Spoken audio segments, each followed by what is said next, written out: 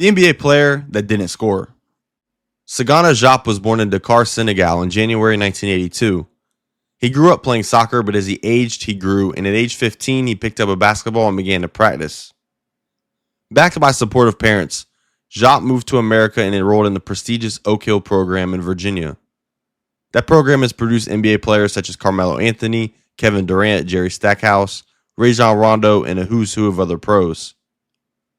Diop had a really successful senior season at Oak Hill, averaging 14.5 points, 13 rebounds, and a measly 8 blocks a game, leading Oak Hill to a perfect 33-0 record and passing the torch off to the incoming Carmelo Anthony the following year. Diop, a 7-footer and a young prospect, was considered a future lottery pick. He elected to enter the NBA draft straight out of high school. When June 27, 2001 came around, the Cleveland Cavaliers made Diop the 8th selection in the draft. He was the 4th center taken behind Eddie Curry, Pau Gasol, and Stephen A. Smith voice Kwame Brown. The Cavs, coming off a 30-win season headed by leading scorer Andre Miller, won 29 games Diop's rookie year. The Rook only appeared in 18 games for the Cavs and was the 4th center on the depth chart. Year 2 was a beautiful disappointment for Cleveland, as they tanked. Regardless of what some may say, they tanked. As Ohio's own LeBron James was in the upcoming draft, this resulted in young players getting run, and in Diop's case, it led to him appearing in 80 games at 12 minutes a night. He shot a rough 35% and 37% from the free throw line. The next 2 seasons are much of the same, as the team gets better with Bron and Diop's appearances and court exposure decrease. This leads him into free agency for the first time, and Diop found a great fit in the contending Dallas Mavericks, where he was the backup center behind Eric Dampier, before taking over the starting role for much of the second half of the 05-06 campaign. Our guy averaged 1.8 blocks per game and shot 49% from the field. It was on less than 2 shots a game for 2.3 points per game and was many easy dunks and layups, but playing with guys like Dirk, Jason Terry, and Oak Hill alum Jerry Stackhouse, it really allowed him to thrive on his defense and rebounding. This aforementioned 05-06 season was a huge year in the Dallas Mavericks franchise. Let's stop by Game 7 of the Western Semis against the San Antonio Spurs. Diop, who started games 1 through 6, is coming off the bench behind Dampier in this one, as Coach Avery Johnson decided to switch it up. The Mavs were up by 17 late in the first half. Diop, seeing action for the first time on this night, sees himself in the post covering Tim Duncan. Duncan goes baseline spin move, layup attempt, Diop blocks it. Attempt 2, Duncan catches, faces up, attacks the lane, some contact by Diop, and 1. Duncan hits the free throw out of the timeout, advantage Timmy. Offensively, Josh Howard mid-range jumper is no good. Diop crashes the rim, gets the rebound, and gets the bucket to go.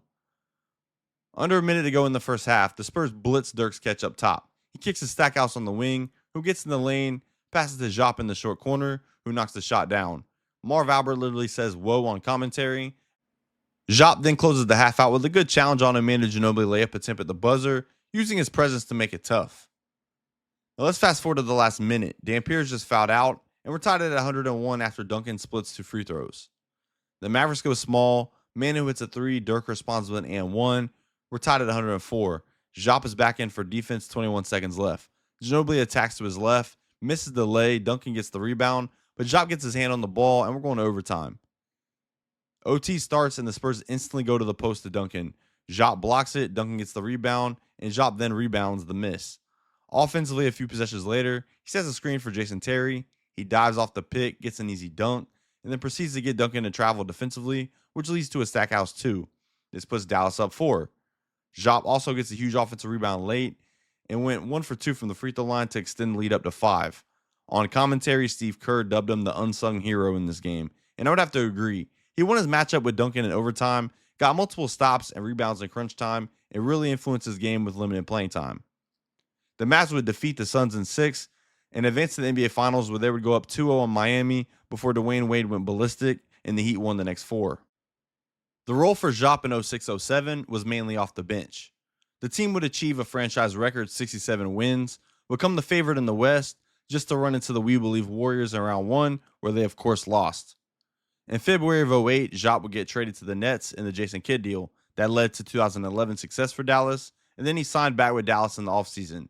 He got dealt to Charlotte in January 2009, where he finished his career appearing in 133 games over 5 years.